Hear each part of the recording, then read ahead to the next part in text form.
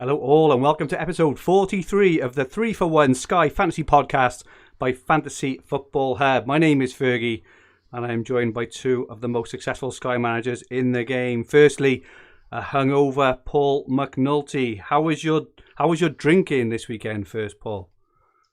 I was playing Mario Kart on the Switch online last night, and based on how many points you finished behind the other players I was playing against, you had to do fingers of beers. Some drink driving later on, and it just got from bad to worse. So got hungover this morning.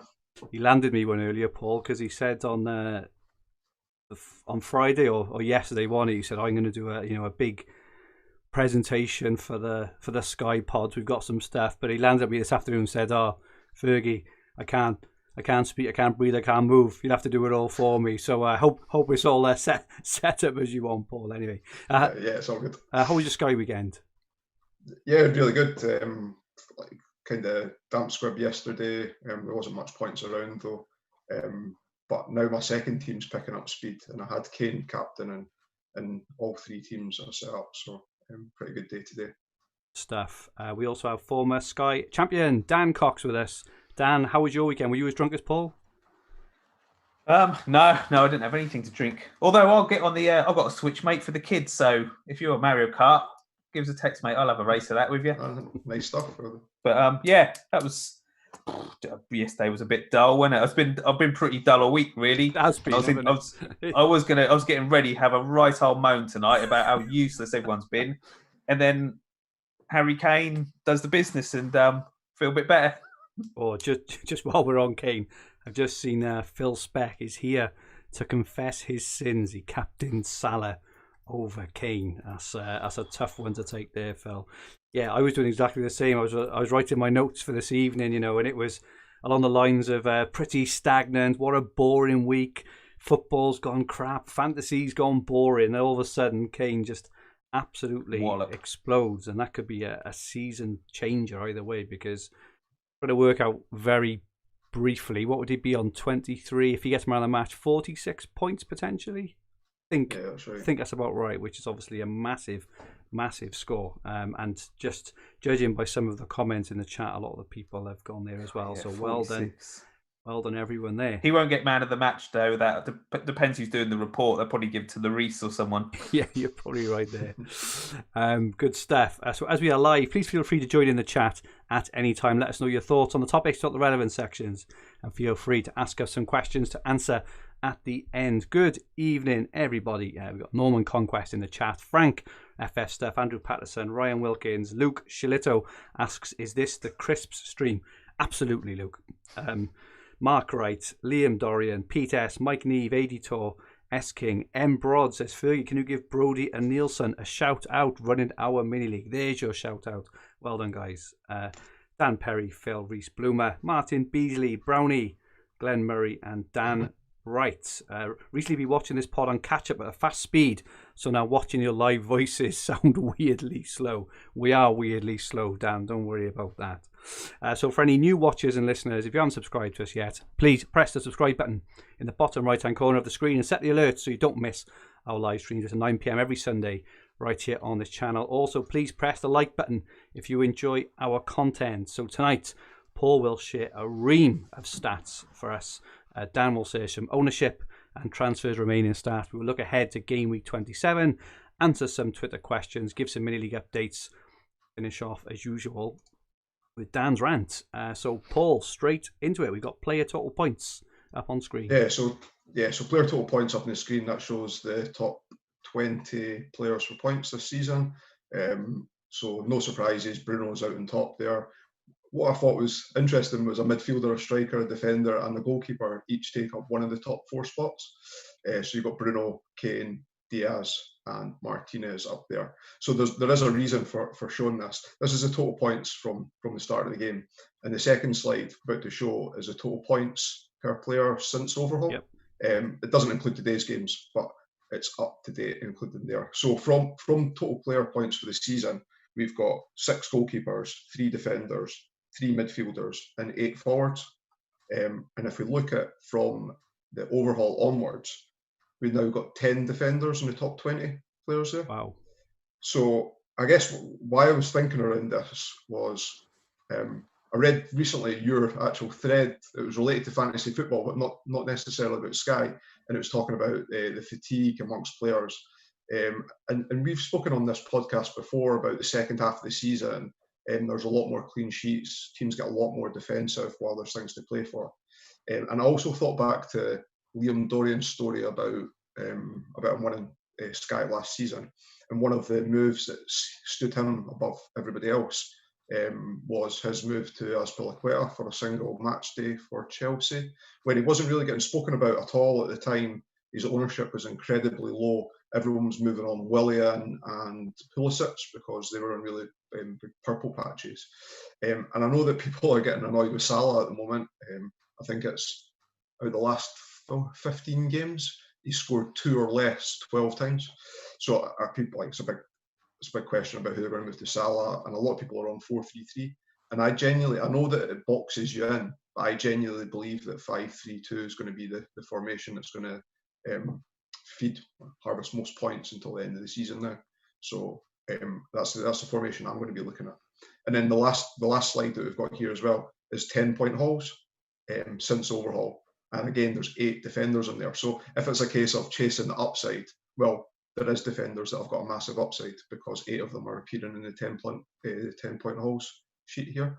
So what I'm looking for in defenders is obviously points, right?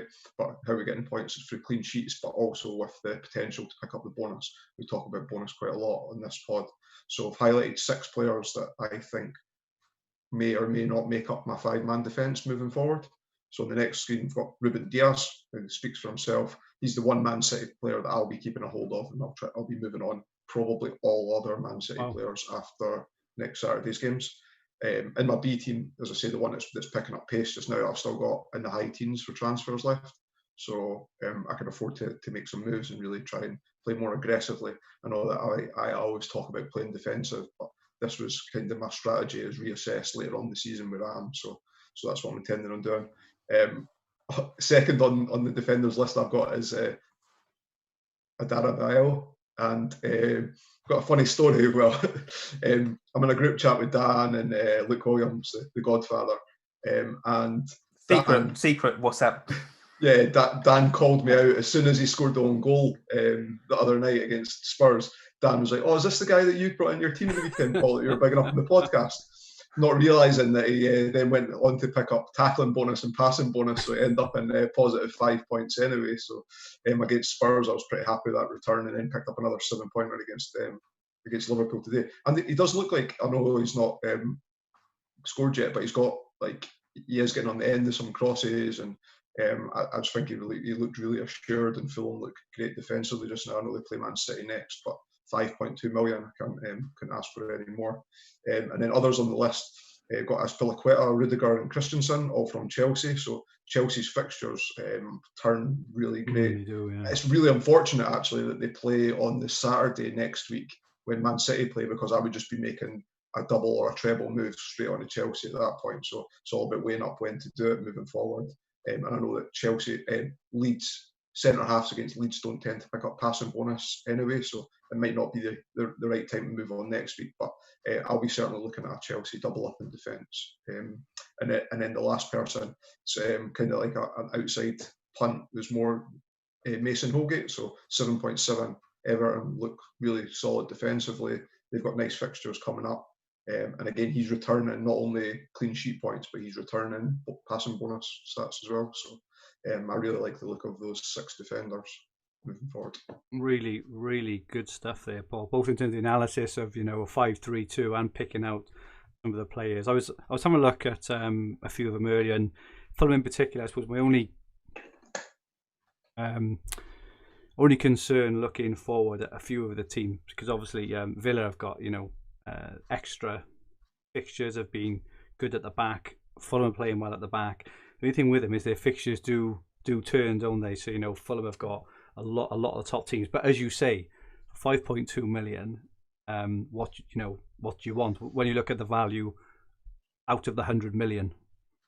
I also think it's with him, it's a safety mechanism in that the problem with 5-3-2 is it boxes you in because it's hard to get back onto a premium, moving off a defender back onto a midfielder or a forward. But with having a 5.2 enabler, it would make it easier if I did want to push an extra forward. If I found an in-demand forward that was playing a single match day and I didn't want to move one of my existing strikers on. So I thought that was part of the reasoning for it as well. Good stuff. Just quickly, Yvonne Robertson and Gordon Hamilton, can we congratulate Glasgow Rangers on 55? Paul is shaking his head. We don't talk about Scottish football in this stream. No, I'll just give a little congratulations, because it's been a hard few years for Rangers fans, I think, haven't it? So well done Rangers. That's only from me. That's not from Paul. Paul says get stuffed. Dan, have you got any thoughts on Paul's wonderful presentation? Yeah, so I did see that, like, the clips there earlier, and I did think, like, it does make you think, like, I don't know, I need to have a real sort of plan of what I'm going to do. I had a good day today, so I need to have a plan of what I'm going to do. Like, I do like that Fulham player. He said, Chosin, are we calling him? Chosin's easier, yeah.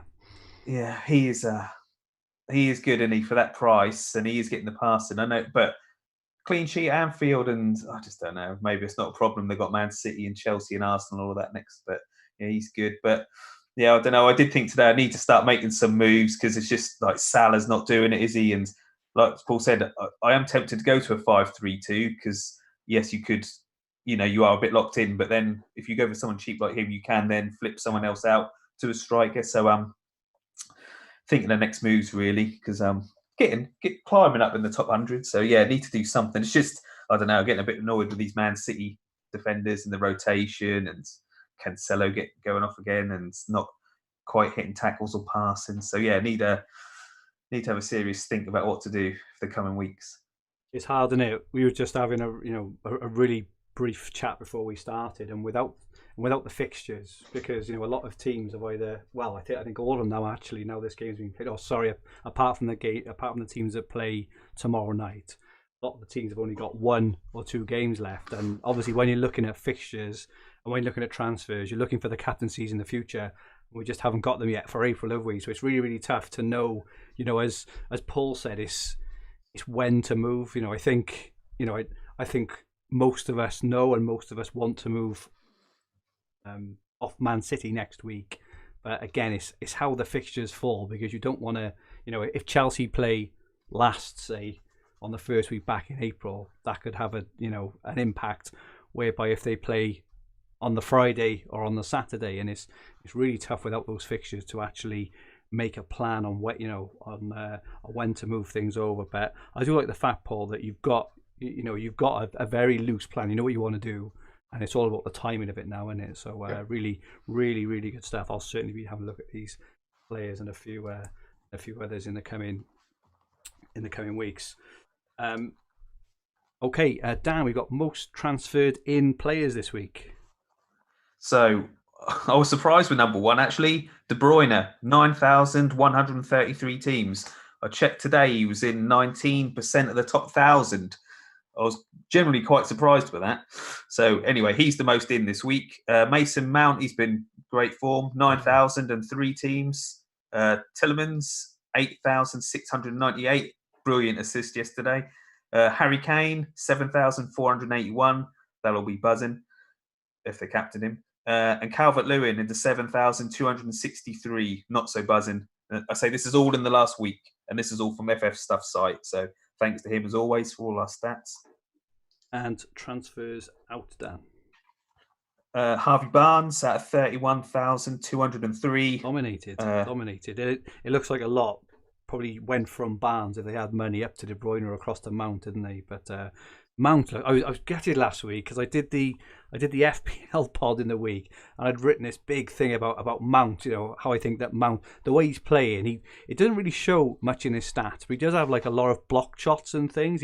He's in the area all the time, and obviously he took the penalty last when Verne was on the pitch as well, so he's kind of primed. And the fact he scored, I was a bit disappointed because I thought he would have been a bit of a sneaky under the radar one, but obviously not, 'cause he's been transferred in en masse this week, probably since that game you'd guess, because I doubt many would bring him in ahead of Liverpool. But sorry, just Yeah, a little mate. rant there. I just did I do Grealish? Grealish out Did of I? 14,000 on it. Yeah, and then Maddison out of 14,226, Bamford out of 5,462, and Salah at 3,937. Quite surprised that Grealish is only a little bit, because you'd have thought if people would have held on this long, he's due back, isn't he? Like, yeah, maybe next game or the week after. So you'd have thought they would either got rid earlier or they would have just held on. But again, I suppose moving over to maybe Mount or De Bruyne. But De Bruyne, we mentioned it. He just hasn't looked like a good fantasy asset this season. His overall play before he got injured was obviously really, really good. But his good play and then his fantasy bonus play, was he the gut like this is it. And he's looked. Do you know what? He's looked bloody awful since he's come back. How many times has he given the ball away in the last few games? He's looked so off it, and I think he's really disrupted their momentum, and it seems very strange to kind of say that, but he has. You've only got to watch it, and he's completely disrupted the way they play. Cool. And finally, then, Dan, the top 1K ownership. Bruno Fernandes, 97.8, so dropped down a bit.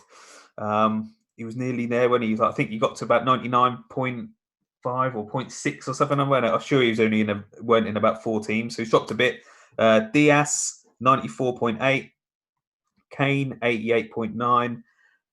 Gundogan, 86.7. Cancelo, 82.4. Salah, 70.8. Stones, 60.5. Calvert-Lewin, 52.6.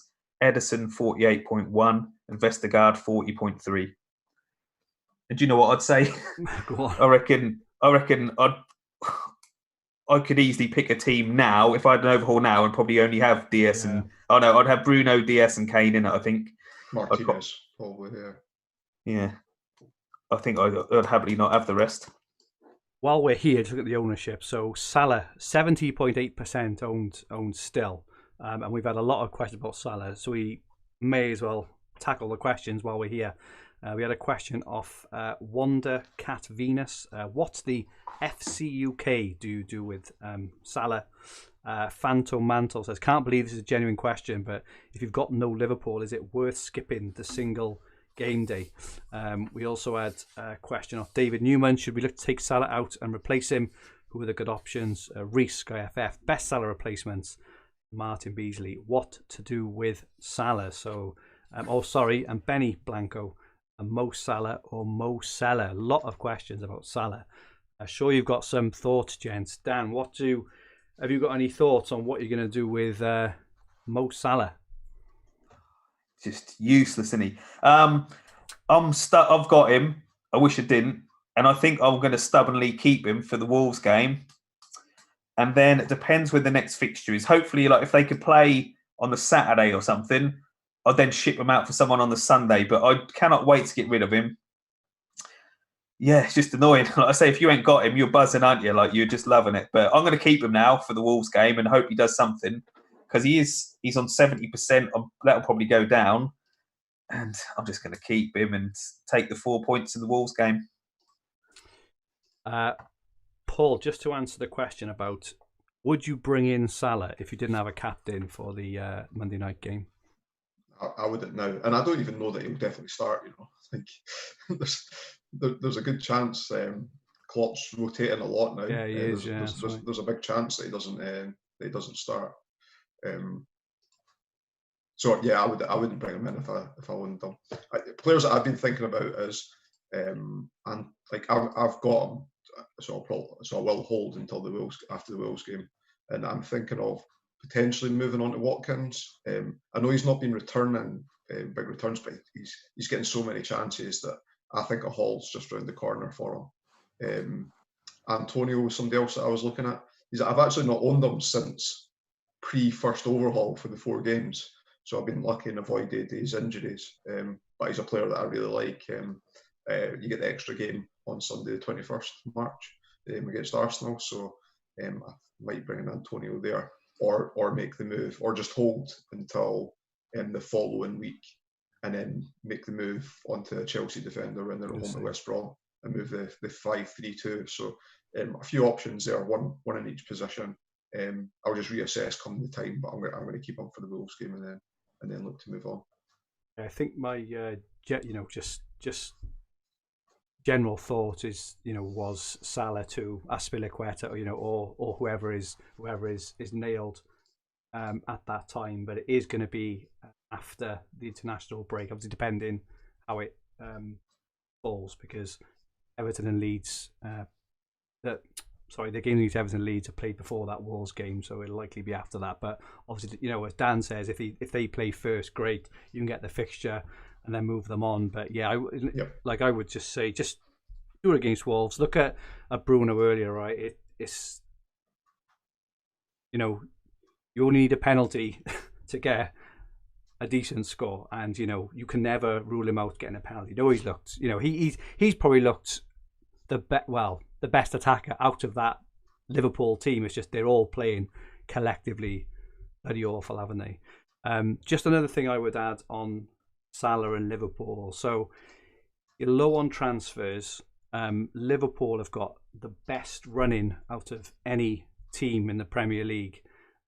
Their last 8 games are just ridiculous. So it's just something to be aware of, maybe. So the last 8 games read Villa, Leeds, Newcastle.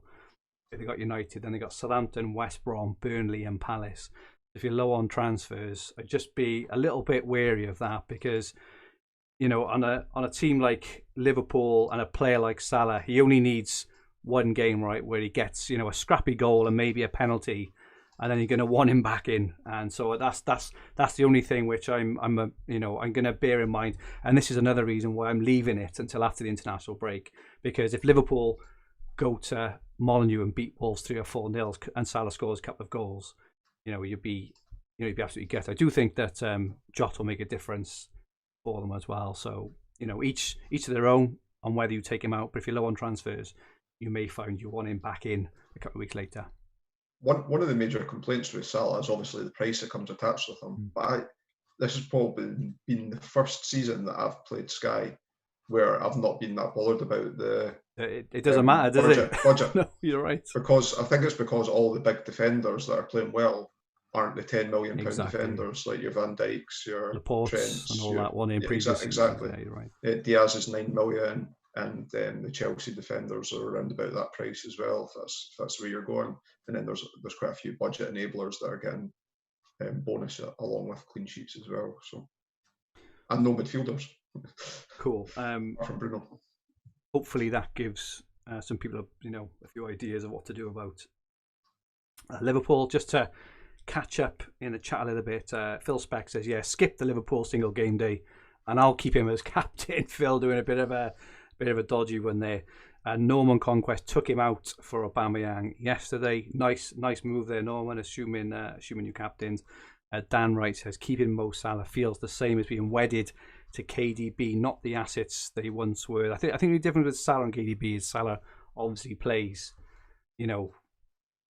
further forward. That's the only thing. He didn't get many shots off earlier, but he got into positions. Just Liverpool are collectively awful. David Rowe says, Christ, what a day.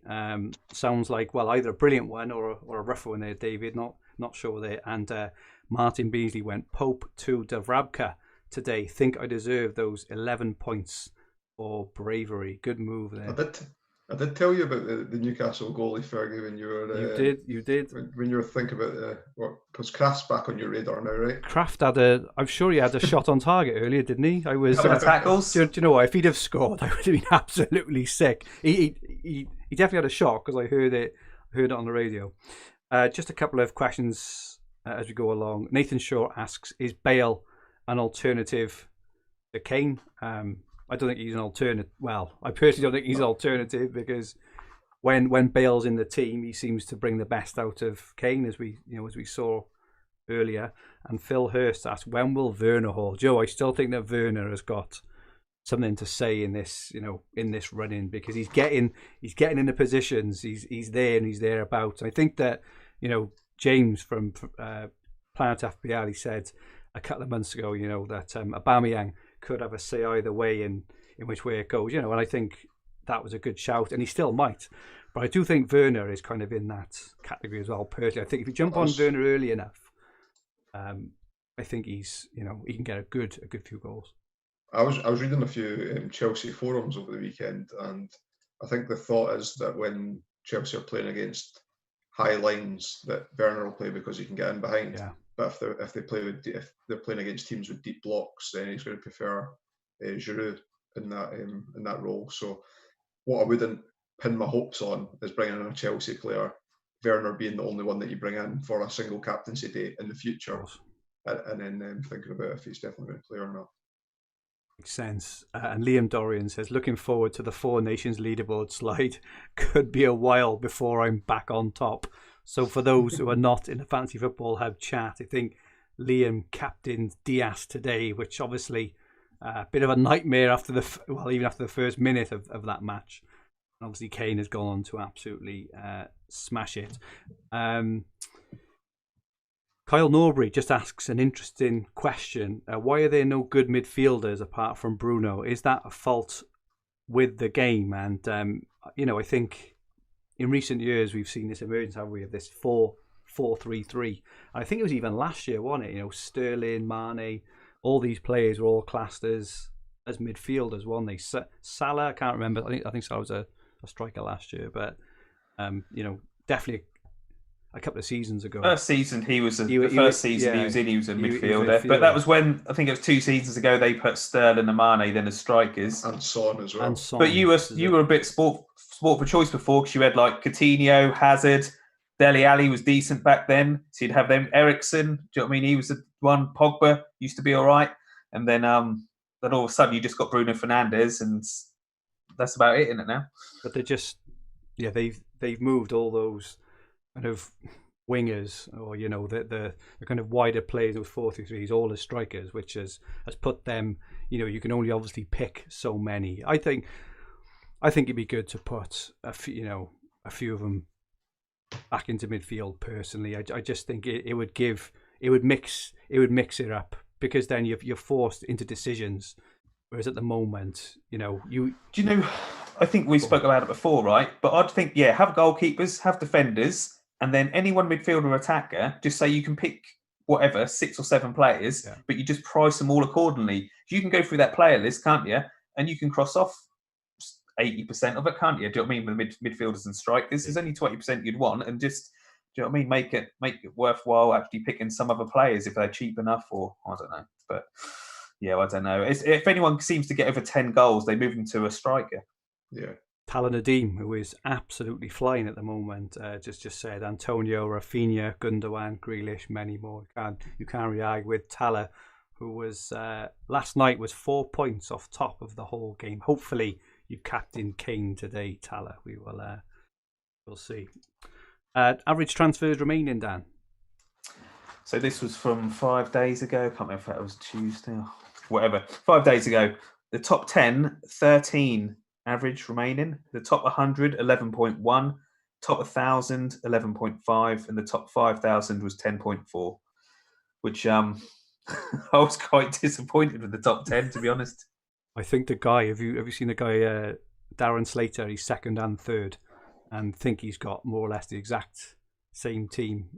He's got to be, he's got to be one of the favourites, assuming he's, if the average is 13 in the top 10 and he's got 2 of them, you would assume that at least one of his teams are fully loaded. So it's going to be really, really tough for anyone to catch him. Dan, what do you reckon? Like, you just showed your top 1K ownership slides that had the top 20 players in it. 7 of them are Man City players. Do you see those average remaining transfers? Maybe not so much this midweek, but certainly the following midweek after next weekend's games. Do you see that changing much? That's tricky, isn't it? Because I've got more than like the top 10 average, so I could take out 3 or 4 from Man City. Whereas I don't know, if you are only on about 8, 9, 10 left, I don't think you can be doing 4 transfers in a week or so, getting rid of Man City. So it's hard to say, innit? Do you know what I mean? It is it's tricky. That's why like Salah's ownership might not drop that much because, well, I think people will keep him for Wolves now. If you got him in, I think I think just keep him in for that and then get rid. So I don't know really. I'd like to see him start going down because I was still sort of hoping to win it or at least be up in the top 10. And when I see the top 10 still on that many, it's like, how is that possible? Like they should be on less. They should be on about 8 or 9 left. So I really don't know. It's been a strange old season, hasn't it? This season. Fergie, I've got a question for you as well. Yeah. See if you've got Ederson in goals, right? And we're talking about the jump-off point potentially being next Saturday because they play on. Well, I class it as the first calendar day. It's actually the second calendar day of the weekend. Then they don't play the following week. Then we know that City's got mixed fixtures and less fixtures too. Do you think that if you didn't have a Villa player that move in without the fixture game next week, move into perhaps Martinez on the Friday night to get the captaincy, would be a good move, knowing that you're getting the extra Villa games further down? It sounds like a reverse move of what we would traditionally do: gain the extra game, then make the move. But seeing as you're getting the extra game from the captaincy, do you see that as a viable move? Yeah, I do, and I think at the moment that's what I might do. I think because I'm in that. It's just the way that Martinez is playing and the way that Newcastle are playing as well. If it was like another team, or even Martinez was just getting 7 points every week, but he seems to be getting, 9, 10, 11, 13 points every single week. And, you don't want to be, just made some gains now this evening off Kane, and I'm a big believer, to my detriment a lot of the time, but a big believer of staying on it, if you know what I mean. You don't want to do that and then just literally fall back down, then having to end up bringing him in anyway. And let's be fair, City have got Fulham, haven't they? I've still got Cancelo, Stones, and Diaz as well. So I'm not going to be missing out much on that game if they keep a clean sheet. Obviously, he's not going to get passing or anything. So I think if you're in the position of having Ederson still, then moving to Martinez is the decent move. IMO. It doesn't solve your Brighton versus Newcastle boggle on Saturday the 20th, which is why I was considering a Newcastle. But here's a quick question for you, just while we're on it. Just looking at Newcastle's fixtures, whatever they are. Well, they're not the best. So they've got like Villa next, and then Brighton, then Spurs, Burnley, West Ham, Liverpool. They're bloody awful. I was just thinking, if you look at the emergence of Fulham, in the last month or 6 weeks, West Brom now, can you see any other teams? Because in fantasy, it's all about getting ahead of the curve, right? And it's all about trying to predict what is going to happen, which you kind of did with Fulham, in all fairness, with Adebayo. You able to see any of the lesser teams going on any kind of run soon? Specifically, out Brighton and Newcastle, I suppose, because of the captaincy. But any of them at all? Any teams? West Ham have a nice run. That's why I was lining it with the potential Antonio move on Sunday, the 21st of March. They play Arsenal with the extra game. Wolves, Leicester, Newcastle. And then they play on, there's a blank game week. They play on that blank game week, although the fixture against Chelsea is not great. But I don't think Antonio seems almost fixture-proof to me anyway. He scored against City, scored against Arsenal this season. He plays well in big games. So rather than the fixtures, I think the player, like that would be an opportune moment to get on the player. Similar, Leicester's got a nice run of fixtures, potentially. I'm not going back to Vardy, so someone like Soyuncu could fit into that defender category again for £532. Or I know owners of Pereira won't be happy with his output in the last 2 or 3 weeks since coming back, but he's still the same player in terms of the way that he's tackling and getting forward and getting shots away. So Pereira might be a nice move. Leicester and West Ham's the two teams that I've looked at. Leicester's run over the next 7 games. So they've got Sheffield United, then they've got Man City, obviously a hard one, then they've got West Ham, West Brom, Palace, Southampton, and Newcastle. That's a really, really good run. And as you say, West Ham's run seems to go on till practically the end the end of the season. You'll start with that Arsenal. They got Arsenal, Wolves, Leicester, Newcastle, Chelsea, Burnley, Everton, Brighton, West Brom, and Southampton. So West Ham's fixed at the end of the season are really, really looking good as well. You know, and this is the part of the season as well, I suppose, where every transfer you make, you should kind of be thinking around, are they a season keeper, aren't they? And not just, hopping on and off 3-for-1s for every transfer you make at the moment. So Norman Conquest has just shouted out Lingard in the chat as a midfielder, but he could potentially be a good shout to go in there. And Liam just said Fofana for Leicester, back on my radar. He was a really good cheap option, wasn't he, as well? Yes, a really good shout there, Liam. Wacka Baby. Oh, Harry Kane. Oh, Harry Kane. Oh, Harry Kane. Indeed, we're pleased for you, Wacka Baby, assuming you captained him. Ian Parrin just shouted out Fofana as well, and Pete S is sweet on J Lings. Okay, so let's have a look then. Oh, look at this. I've skipped through all the end of the slides by accident. Hope everyone didn't see that. Let's have a quick look then at the fixtures for this coming week. So tomorrow evening, interesting one and quite a difficult one, I think. There could be some decisions made based on team sheets, but Chelsea-Everton at 6 o'clock and West Ham and Leeds at 8 o'clock. So personally, I own Calvert-Lewin and I own Rafinha. I don't really fancy Everton. I would love to bring in a Chelsea defender, but it's not quite the right time, is it? And that's my kind of thought at the moment. Dan, who are the best options for tomorrow evening? Chelsea defender.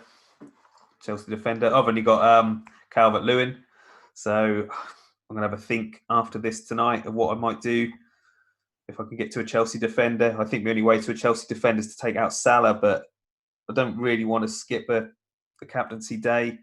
Especially when you've got a captain already for... Yeah, do you know what I mean? It's just tempting fate, isn't it, that Salah's going to actually score a goal or something. So I don't know.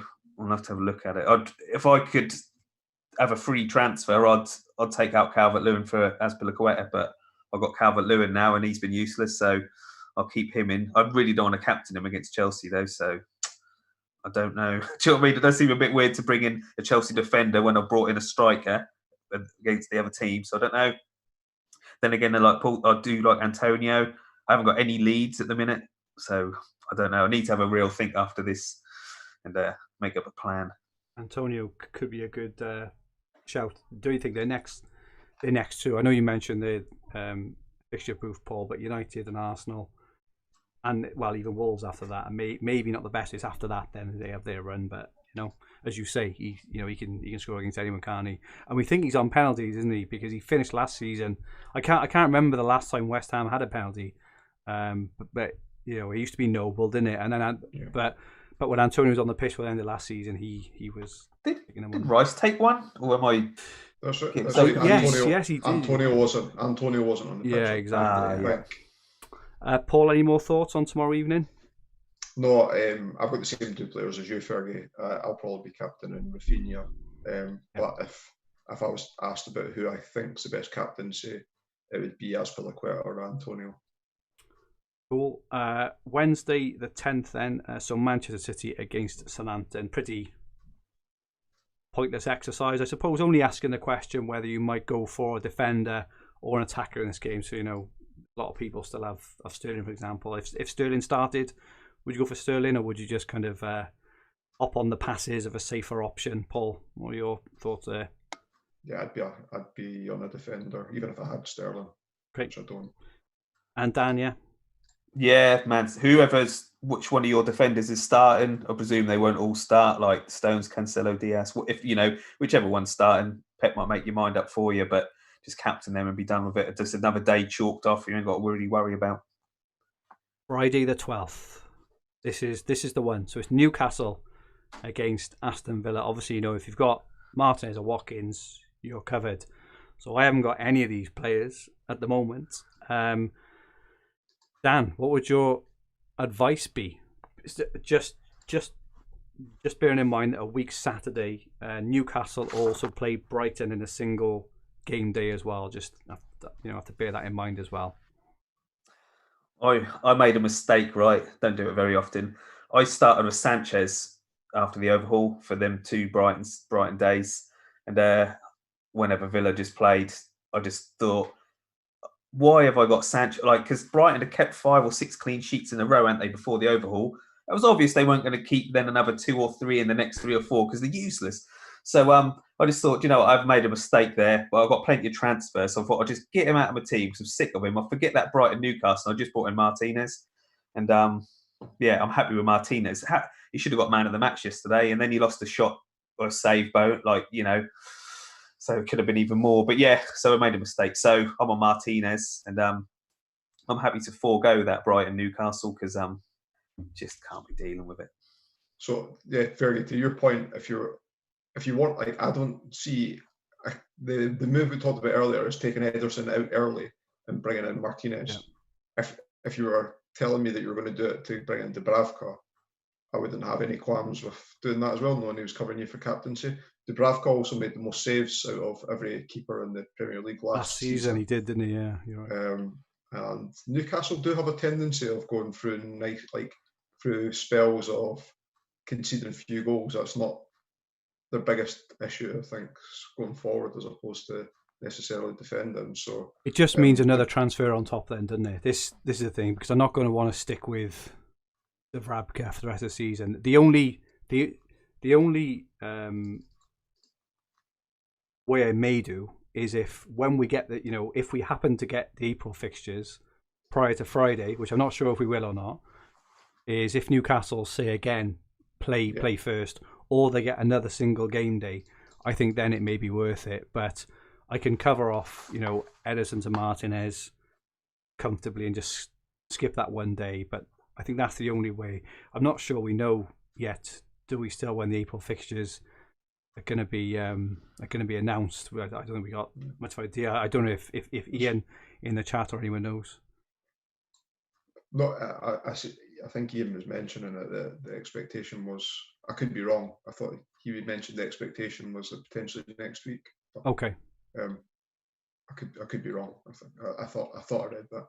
Okay. I thought that Villa Everton game was going to be penciled in. I think everyone was sort of saying the 16th or 17th, weren't they? And it made logical sense to do it as quickly as possible, but because they're not in Europe, there is multiple opportunities for them to squeeze that game in. I think the next available one then is game week 30 and then 32 or something like that after that. So there are, opportunities for them. I think they're rushing the ones in for the teams that are playing Europe, aren't they? Just catching up on the chat briefly. Douglas Fisher, watching in Rio de Janeiro. Wow. I have my best season ever. Top of all my mini leagues. Thanks for all the tips. No worries at all there. Send us a postcard. Send us a postcard. And a magnet. And Ian says, no chance of the fixtures being out by Friday. And Tala, who also knows his stuff, says unlikely before the international break. So that's it kind of put the brakes on that move then, doesn't it? As I say, if there was another single or even they had that first game back, you kind of may be tempted. Sussex Martlet has just made a good point. Just what Arsenal just said, Aubameyang has great fixtures from the 10th of April to the end of the season. So yeah, whilst Liverpool have got the best fixtures for the last kind of 7 or 8 games of the season, Arsenal aren't far behind either. I've got my eye on Saka, more on the Aubameyang, just for budgetary purposes, and it fills up that midfielder spot. But yeah, Ryan Wilkins, I put Castagna in, got tier 2 tackles. Shame about the clean sheet. He started off the season on fire, didn't he? Because I think he signed a bit late. He got up to match fitness. He scored a couple of goals, got a couple of assists as well, didn't he? So and Gordon Hamilton says, are you guys all on Kane as captain? So I was on Kane. I think you guys were on Kane as well, one new. So yeah. We just went. Nearly got persuaded otherwise, but I stuck to my guns. You got persuaded by Liam in the chat to go with you. And Liam has just said, Arsenal have 11 games over Man City's 8 come next Sunday. This is the kind of insight we get from the champ. Just while the champion is actually on, we did have a question from Owen Kinnear, Dan Cox. Why did the champ unfollow you, Dan? I don't know. So for those who didn't see... I said to him, just put me on mute. Do you know what I mean? Like when I follow FPL people and they're annoying and going on about FPL too much on politics, I just mute them. I can't be that unkind to unfollow them. It's just like mute. So for those who didn't see it, Dan called out Liam earlier, saying that Liam had actually unfollowed Dan on Twitter, which is absolutely brilliant. Liam, what? Because he put in our chat, Annie, that he was going to captain Diaz, and I thought, nah. And then I started thinking, oh yeah, Diaz, we get passing points. But I thought, well, I think Man U will score, and I thought, better see if he's saying this on Twitter. Do you know what I mean? And then I looked, I'm like, I'm not following the football. Upset him. Apparently, Liam only follows people who finished in the top 100 last year, Dan, which is why you're well, last year didn't count, mate. There was a global pandemic on. There's more important things to worry about. Indeed. Just quickly a question, David Rowe. Are we all sick of watching football yet? He did ask this before the Spurs game, I would add. No, we love it. Yeah, I've got to be honest. I found this week such a bloody drain. There just seems to be just crap game after crap game at the moment, doesn't they? But obviously, having Kane as captain earlier does kind of soften the blow a little bit. But other than that, last it's week, been dire, haven't it? Jesus. Last week's one of them ones when you come to write your weekly article and you're like, oh my God, I just cannot be bothered with this. Yeah, like, I think I was pretty like this, what a terrible week and what a load of rubbish. But we're still good now. Okay, moving on to Saturday the 13th. Leeds versus Chelsea is the early game. Then Palace, West Brom, Everton, Burnley, Fulham, Man City. The probably obvious choice there, I would guess, again, is probably a Man City defender, I would guess, even though obviously you can have a Calvert-Lewin shout against Burnley, who've been conceding a few goals away from home recently. Any thoughts there, Paul? That's quite tricky. I'm going to have a look at how Everton line up, particularly against Chelsea tomorrow, because I know that they've tweaked the formation slightly so that Calvert-Lewin's not playing centre. I think that's why. I think that's when Rodriguez is injured. I think when Rodriguez is back, they may move it back. So I think as you say, a lot depends on the lineup. Yeah, I'll probably end up captaining Diaz, to be honest. I think next Saturday. If I was asked who the best player was, I think if Werner, because you'll see the lineup, if Werner starts for Chelsea, I would make a case for him being the best captaincy next Saturday. Okay, interesting one. Oh, of course, because of Leeds. Leeds are just in one there. Good shout there. Dan, what about you? That is a hard day, actually. I would like to pick someone in that Leeds-Chelsea game, just so you know the start and then it's done. I wouldn't want to be sitting there till 8 o'clock or 7 o'clock on Saturday night sweating whether Diaz or Stones is playing. Yeah, I don't know. Honestly, don't know, mate. I'll have to put my article on Friday. I don't know, honestly, now. Do you know what I'll end up doing? If Dan puts a poll out for captaincy and includes Diaz, Calvert-Lewin and a couple other options, I'll pick whoever comes top of the poll. There's a shock. There's a surprise. Kyle Norbury in the chat says, Cancelo was poor today. Should we sell him for a Chelsea defender tomorrow as he could be dropped? I don't know why. I saw loads of stuff on Twitter this afternoon saying how awful he was. People are selling him. He shouldn't play next game. I don't know. I think a lot of people have got short bloody memories. He's been absolutely phenomenal for months and months. He's been brilliant in practically every game he's played. Now, from a Sky Fantasy transfer view, obviously it's different. If he doesn't play, then fair enough. But if Cancelo plays against Southampton on Wednesday, he's a captaincy option, right? I was going to say I'll probably captain if he starts against Southampton Wednesday. I'll probably captain him. This is it, because Southampton, as we know, are a team that can self-destruct a little bit if they concede a couple of goals. But yeah, I captained him against Wolves on Monday though, right? And I never sweated so much because I was watching his passing stats. I then saw, was it Zinchenko? Was he weren't starting, was he? But I think I saw him warming up on the side, and I thought, he's going to take off Cancelo. Well, I was just thinking he's the one that's going to go off after 60 minutes. It's not going to be Stones or Diaz, whatever is it? Like, it's going to be him. So I think, so I don't know really. Yeah, there's higher risk, but there's higher reward, I think. Yeah, true. There is. Sunday the 14th, Southampton play Brighton, Leicester play Sheffield United. The North London derby is at 4:30, and then Man United against West Ham. Probably very difficult to go against Bruno at this time. Anyone tempted by Kane or anything like that, Dan? Yeah, Kane's my number one choice. He is he, Oh, really? on that day? Well, Yeah. okay. Paul says really, so I'm assuming you're on Bruno then, Dan. Paul. Yeah. Yeah. I suspect Dan will be on Bruno as well. Nah, I'm going to write this down so I remember. Whoosh, there's gonna be murder next week when you go Bruno.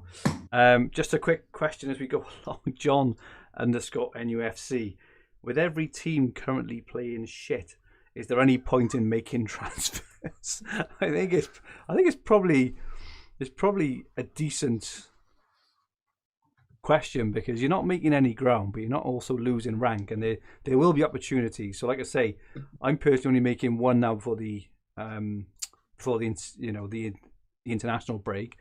There's nothing much to get excited about, is there? There's no obviously move-ons before the international break, and I do I know they talked about cancelling some of the internationals, but if you remember what happened in the last one, with all the COVID cases and whatever else, just think to be a little bit careful about making transfers that will that you think will have impact or benefit pre and post international break. Are we mixing up shit with defensive as well, though? Because if you look at Chelsea and you look at Man United, if you look at Chelsea and you look at Man United, if you'd sat with one of their defenders or two of their defenders over the last 3 or 4 games, you would be making up massive ground. They're two of the better teams in the league. They've got decent defensive stats recently, so transfers could be made there to benefit. Can't argue with that at all. And finally, then, just quickly, we just added it in, obviously, because it's quite topical. Wolves and Liverpool on the Monday night. I think we kind of answered this. I think all three of us own Salah. I think you're on Salah. Stick on him for this one, and then see how the fixtures fall post international break. And I think, Paul, your advice was, if you don't own anyone, just don't bother and don't waste a transfer. Yeah. Based on the way they're playing, and the following week they don't play as well because it's that blank game week with only the 4 games on. So cool. Ronarid9 says Kane loves a North London derby, no brainer. And Yvonne says asks is Kante on anyone's radar? Dan, have you looked at Kante at all? No, I haven't. Okay, thanks for that, Dan. Paul, have you looked at Kante at all? I like Kante's stats, and he's come back into the team. He seems to be playing. I don't know what the thing is with Tuchel, why he wasn't playing to start with, because he was playing Kovacic and Jorginho, and now it's Kovacic that's been dropped and Jorginho's come in. I don't know if Kante will get rested in any games coming up with them playing in the Champions League or not. I'm not ruling out a potential move to him further down the line, but at the moment, I've not got any immediate plans to pick him up. I think you can maybe afford to, look at the next 2, as you said. They got Everton and Leeds before the international break. If he starts those 2, maybe look after. But I think you can afford to look at the next 2 there. Luke Shillito says, did Dean Smith say Emi Martinez wasn't allowed to leave for international duty? I'm not sure about specifics. They're not playing. I thought they had cancelled the South American ones and that. Yeah, they have. Norman Contrast, interesting stat. In the last 13 PL games, this is ignoring Spurs earlier. So let's say in the last 14 PL games, the only teams to score at home have been Burnley, Brighton, Sheffield United, and now Spurs this evening. That we talked about drab games, and targeting fixtures, those home fixtures for the big teams just hasn't been happening. It's been quite tough. A quick question off Apex Sector: thoughts on Jota for Liverpool cover? Much cheaper than Salah. Any thoughts on that? Is he down as a striker? I can't remember. Yes, I think he is. If he was a mid, I think I would. Mm. Yeah, that's annoying. Hang on, let me see how much he is again. 9.1 million. I think if he was a mid, I think there would be a case towards the end of the season of maybe going for both of them personally. Like I say, just because of their run, I think they'll turn. There's no way they're gonna, they lost now six home games on the bounce. They have to turn it around soon. Something will change. Something will click. And you look at the points when he was playing though before he got injured: 6, 5, 1, 7, 6, 2, 13, 10. Like if he comes in and gets in a bit of form, then he's one to bring in, I think. But I think I'll just wait and watch for now.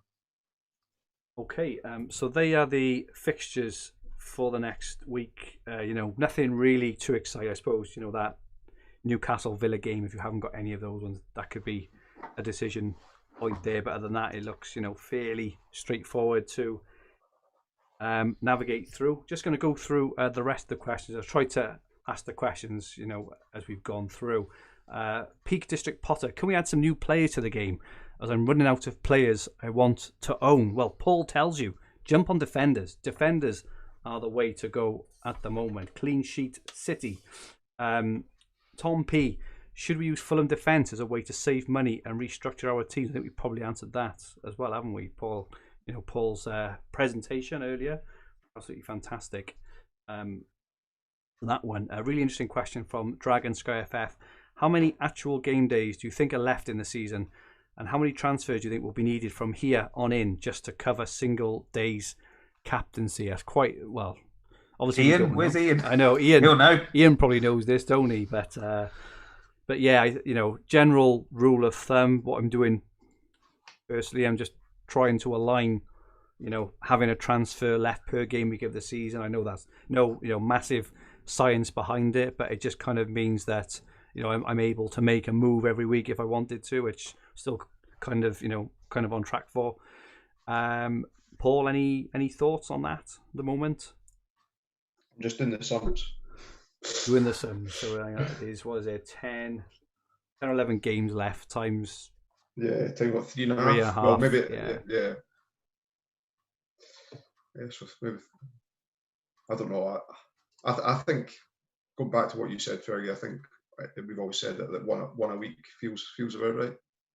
I think it does, and that can either be that you need one, or you could potentially, if you want to make a luxury move at some point, if all the captaincies are covered and you want to have a bit of a punt, just to try and catch up or something. But one a week I think's fair. Anything to add there, Dan? I think from what Ian was saying before, there's still going to there's going to be no fans in until maybe the last 2 games of the seasons because they're looking at moving it. So I think it's safe to say we're still going to have this Friday, Saturday, Sunday, Monday each week. So still going to be a lot of captaincy days. So yeah, I'm still holding on to my transfers for to cover these West Brom versus Newcastle sort of games. Well, I'll have Kraft, so I'll be fine for that one. Just to say, they have been talking about, haven't they, moving, I think it's FPL Gameweek 36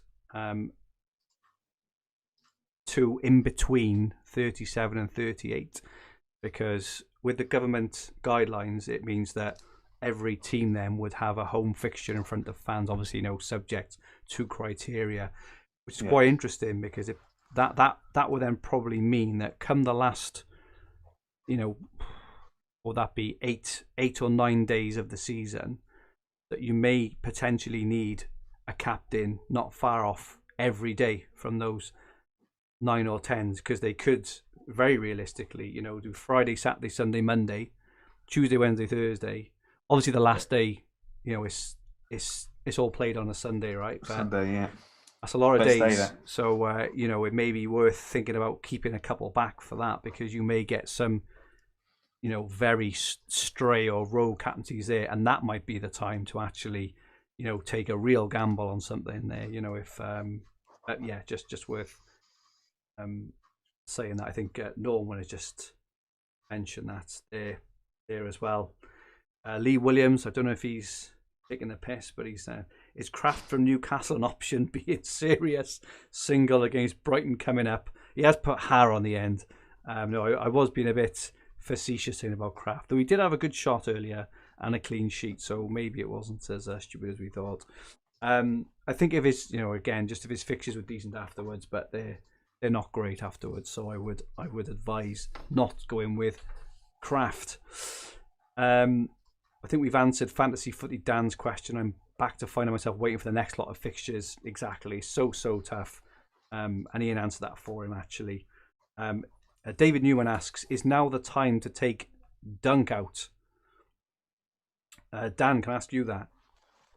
Like I said, I got rid of Sanchez because I just couldn't bear to see him in the team anymore.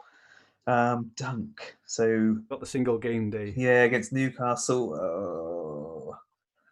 I don't know. Like, you think Newcastle at home, he should get passing and a probable clean sheet, but in the meantime, could Aspilicueta knock in 15 or 20 points? Yeah, probably. So that's hard. You just got to weigh it up. If you're just going to bin that Brighton game off against Newcastle and go for Aspilicueta, then yeah. But you just know that Brighton will keep the clean sheet against Newcastle when everyone's then got rid of him. That is hard to say. I tried to look at what else you could do, but yeah, it's just been unlucky. Like, if that goal, I think his free kick should have counted, shouldn't it, the other week? And honestly, don't know. It's hard to say when it's not your team. And I decided to get rid of Sanchez just because I was sick of it. So yeah, going by that, then yeah, take him out for Aspilicueta or something like that. Yeah, I think just do it. I think there's better options, personally.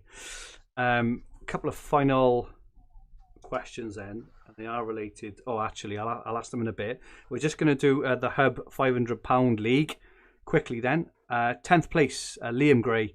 9th place, Luke Williams, flying up the rank, positively flying. 8th, Peter Brown. 7th, Katie O'Neill. 6th, Colin Price. 5th, Mark Burgess. 4th, Peter Brown. 3rd, Oliver Colgan. 2nd, Kerry Vintis. And top of the shop at the moment, Tala Nadim. And as I say, as of last night, was only 4 points off top. Tala, let us know if you captain Kane today, because you could find yourself potentially top of the pile. You never know, but well done to everyone in that league. You're all having absolutely fantastic seasons. Very, very well played. And Liam, this is just for you. This is your final stay, probably for a few weeks now. Top of the Four Nations League. So Liam's second team is bottom. My podcast team is 7th. Dan's second team is in 6th. My team then is in 5th on 2501. Paul's second team, actually Paul's first team, wasn't it, Paul? Is this your first team that's now in 4th? No, my second team's in 4th, but after today's update, after today, it'll be higher. Okay, so Paul's team's in 4th, and his other team just ahead of it, Dan Cox on 2541. So Dan, you were about, where were you? 72nd and Captain Kane, so should get a bit of a rise, you would guess, today. Yeah, might go up 2 places. I'll go above Liam. And Liam 2550, but obviously that's going to diminish, Liam. Sorry to keep bringing it up, but your lead is going to diminish there. It's annoying because I will be top now as of tonight, but I won't be by next Sunday. Exactly. Never been top of this. We've never been top. Have we never had the English flag up, have we? No, well, I don't think so. Nightmare, mate. It's all. What's important is the end of the season. Remember that. That's it, yeah. So I've got a tweet now on screen. Cliff Nangle at Cliff5855. Something about a Tesco Dunfermline cat. Dan, you wanted me to bring this up. Or Paul, was it? What's the story? Oh, you go, Paul. He's your cat. Well, yeah, I was made aware that my local Tesco in Dunfermline also has a cat that resides in it. This one's called Spartacus, and I mentioned it to my other half, along with what you're about to talk about after this, Dan. But I mentioned it to my other half. She's like, "Yeah, Spartacus. I know about Spartacus." So it's. I think it's more. I don't have Facebook, so I think it's more of a Facebook following. And perhaps Pumpkin, the Norwich cat, that's more of a Twitter fan base. Unbelievable. Sat in the screen wash. Yeah, and that killed cat, didn't it? Antifreeze. Bit ironic, that. It is a bit. How many?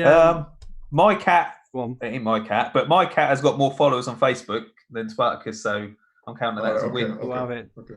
Norwich over Dunfermline at the moment. Paul, you need to start something going I've got more followers than Vermland Cat as well, so I'm pretty pleased about that. He's got more followers than someone, Dan. Many congratulations for that. One more after today. Exactly. And finally, we've got some unironed T-shirts up on the screen for anyone who hasn't seen this. Dan, do you want to talk us through what this is? So, I was saying last week, right? Obviously, everyone listens to this is pretty cool, right? But I was just sort of trying to say that if you're going to say to your friends here who don't like fantasy football that you're going to meet a load of guys you met online to go and talk about fantasy football, don't sound too cool. Do you know what I mean? So I'm thinking we're better off saying, as Paul Stagg, that sounds cool. Do you know what I mean? So that's what I'm saying. So spoke to Thomas and he's designed up some T-shirts. So I don't know. Actually, I need to speak to you two off here. Like, how are we going to, whether we sell them through, whether we do it through his site.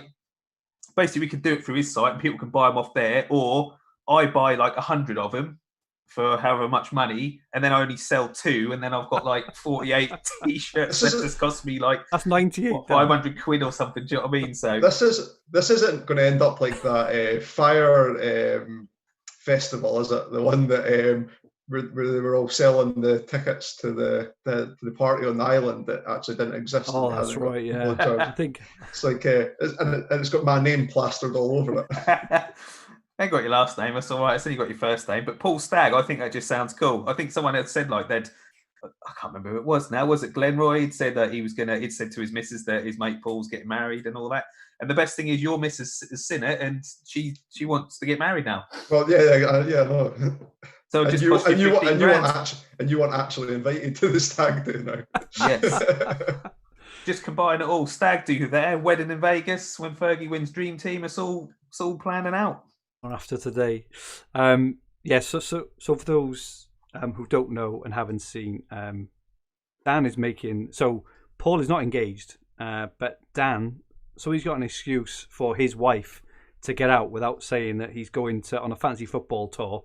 He's made up that Paul is getting married and we're printing T-shirts. If you haven't seen, Thomas Kucharski and a few of the guys on Twitter, FPL Fan Store, they do some really, really good merch stuff as well. So, if you are after any FPL stuff, make sure that you jump on FPL Fan Store. They're really good. But yeah, this is the plan. We're gonna try, if we can, subject to government guidelines and Dan being allowed out from his wife, we're going to try and do some kind of weekend. Should let me out for a stag do.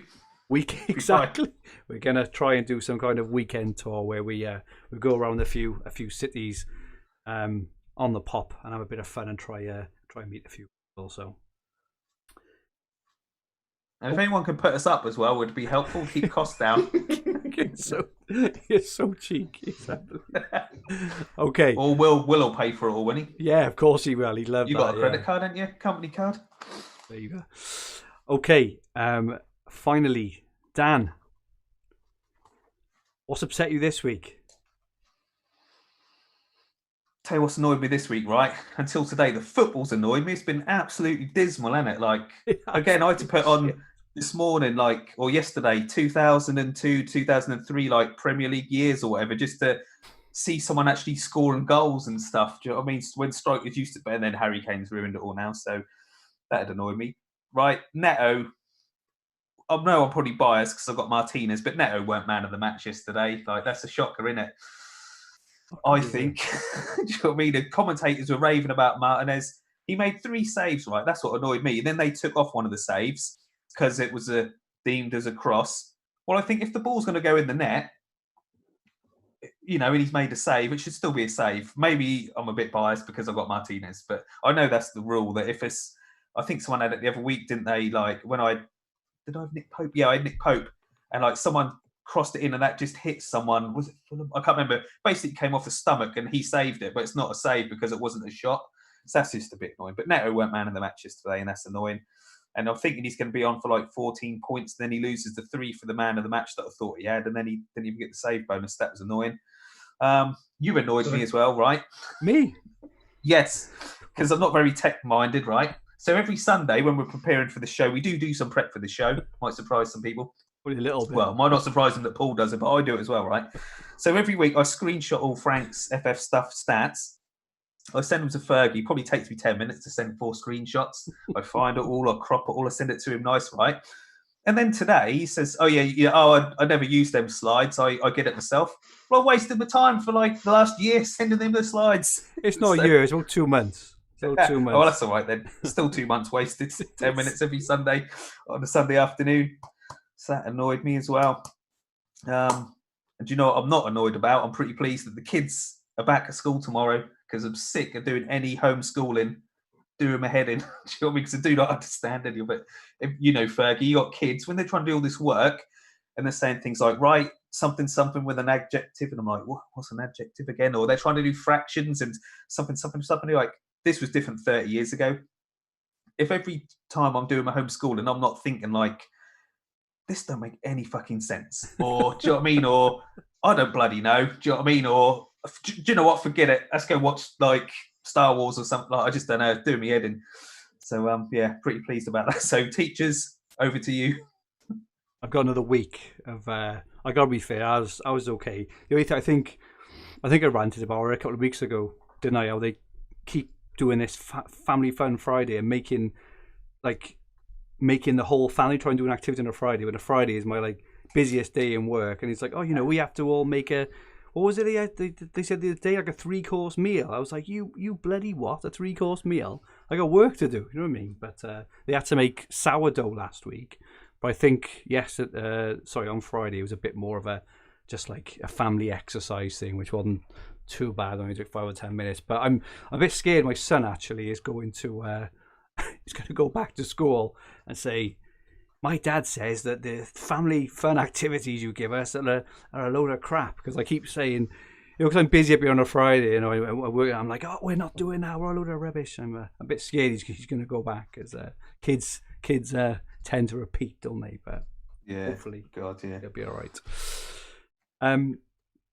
Okay, so that is it from us for this week. Thank you so much, as usual, to everyone on the stream for supporting us and interacting with us, for all your questions, all your comments, all your support. We really, really, really appreciate it. One favour, could everyone please retweet the podcast when we tweet it out later or tomorrow morning? Dan, where can people find you? Twitter, Dan Cox 82.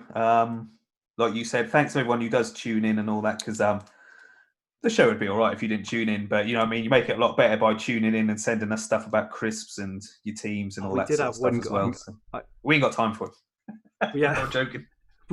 We did have one off, for reasons unknown, Pringles, best savoury snack ever.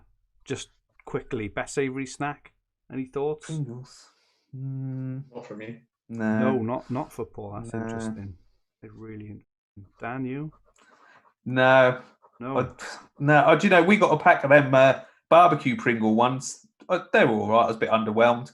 Yeah, I'm not that bothered. I like the salt vinegar ones because they catch the inside of your lips and make them peel. And the sour cream and onion. I'm not sure they're my favourite savoury snack. Maybe one for next week. We'll have to have a good think for next week.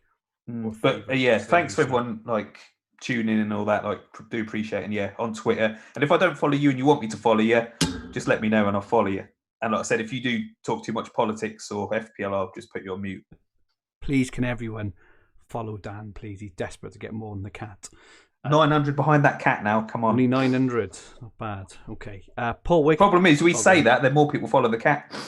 Well, I think they were. Oh, actually, I have to say, my wife was on a Zoom call with her friends the other night, and she was, all her friends were asking about, my work and things and this and that, and she mentioned it, and they're all now following the cat as well, Dan. Just so you know, so there's about another 5 or 6 you have to contend with. Just a couple of quick shouts. Hornet. Apologies, Hornet. You haven't been around for ages. Hornet's our Monster Munch, and Norman's our Chili Peanut. We will have either a dedicated podcast around this or a long discussion next week. We know that the people like the food talk more than they like the Sky advice. Paul, where can people find you? Twitter at Paul McAnulty 1 MCANULTY. Good job. And my Twitter handle is at Fergie222. So this podcast and video will be on the Fantasy Football Hub, Sky and TFF YouTube channel, and also available in all major podcast platforms. If you liked what you watched, please click the like button. Go on, press it now. Press like now. And if you haven't subscribed, remember to subscribe in the bottom right-hand corner of the screen. If you enjoyed your listen, please rate the podcast version and leave some comments. 5 stars on Apple Podcasts would go down a dream, and any comments, any feedback, either positive or constructive, would be most welcome. Our handles on Twitter, Instagram, and TikTok are at FFH_HQ. We need to do more stuff on TikTok. We need to do more stuff on TikTok. If you don't follow on TikTok, you can see me doing the toilet roll challenge, which was, what was that, nearly a year ago now, wasn't it? You know, where you had to do to keep you ups with a toilet roll and all that. So if you don't follow, have a follow. You can see me doing a few keep you ups with a toilet roll, but we do need to get more stuff on there. And our podcast Twitter handle is at FFH_Sky. Please follow and feel free to ask any questions. Our website is fantasyfootballhub.co.uk, where you'll find everything you need for fantasy football, all under one roof, including player comparison tools, the fixture ticker, Opta stats, top player team reveals, and much more. If you play FPL, there is 1,000,001 things for FPL. If you play Dream Team, if you play Telegraph, if you play Fan Team, if you play Footstock, any of these things. We've got so much stuff on the hub. It's unbelievable for members. Good luck to all our watchers and listeners for this week and for next weekend. We will be back next Sunday at 9 p.m. to look ahead at Game Week 28. Stay safe and good night all.